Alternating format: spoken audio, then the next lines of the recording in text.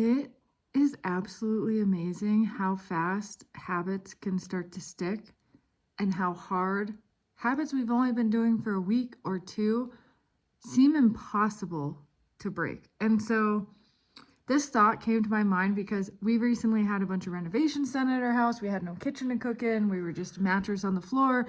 And so we were forced to eat out or go to families' houses to eat. And this was for like 3 weeks. And still, a week and a half, 2 weeks later, I'm like, I don't want to cook.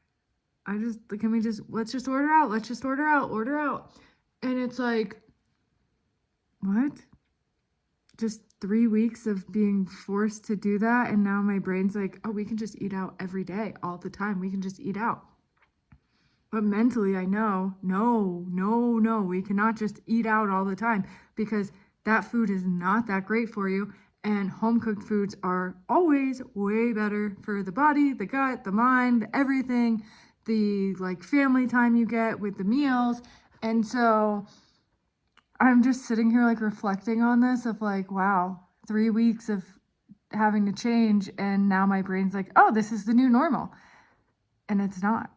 So now it's like, okay, brain, we're cooking meals. We are making food at home, breakfast, lunch, dinner, all of the things.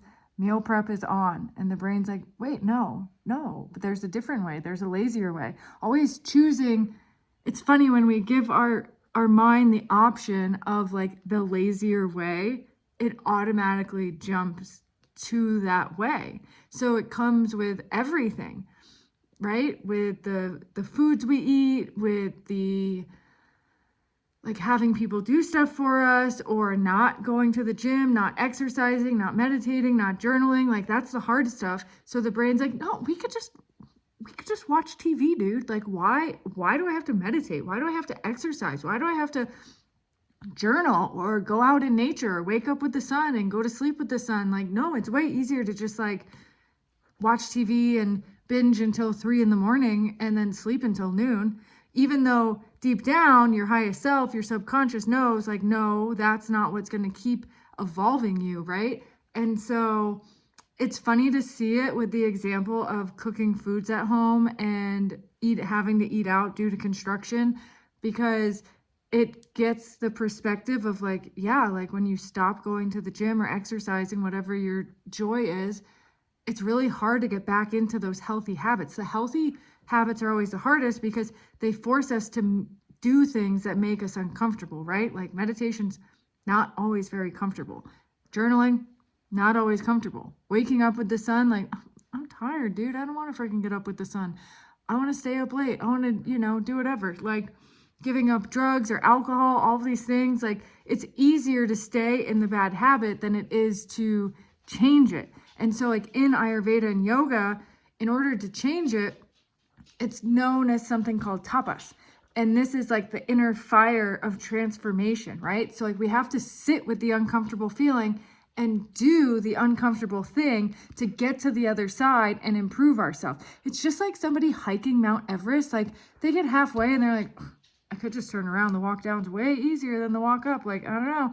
But they keep pushing themselves because they want to achieve something great. And so it's like we have to do the same thing in our life when it comes to our health, our career, our family life, like all aspects of our life, right? We have to choose the hard thing. Like with your partner, having the difficult conversation so that you can evolve as a couple and not just be like, peace out, on to the next one. It's getting too hard, getting too tough, right? It's like, no, dude. It's time to evolve. It's time to make the hard choices. It's time to move forward and climb the proverbial mountain to get to where we want to go, right? Like whether that's your career, your health, your life, like especially health, because it's so easy to just order food and have it delivered to your house. It's so easy to sit on the couch and watch TV instead of tending to yourself. It's easier to not track your cycle and just be like, well, it is what it is. I'm a bitch this week and who cares, right? We have to make the hard choices. We have to sit in the uncomfortability of things in order to evolve, in order to heal, in order to feel better. And this is like so much of the work that I do with clients, because the reality is a lot of them have already tried everything. They're already living pretty healthy, but they're just doing things in the wrong order, or they don't have the right tools, but they thought they had the right tools. And then like they have to make these tiny shifts. So it's constant reminders of like, hey, did you do this morning? Hey, did you cook this? Hey, did you eat this? Hey, are you making this shift in your life? It's not like, hey, did you take that supplement today? Because that's the easy way. And it doesn't always work. Sometimes the easy way actually does more harm than good, especially with our health, because the easy way would be just go get on birth control or have a hysterectomy or just like ignore the problems and deal with them and live with them and suffer, right? The hard way is changing how we act, how we eat, how we think, how we move, how we go throughout our day. All of these things, those are the hard things. And so it's like, we are such creatures of habit, right? Like we take the same way to work every day. We use the same hand to brush our teeth. We use the same like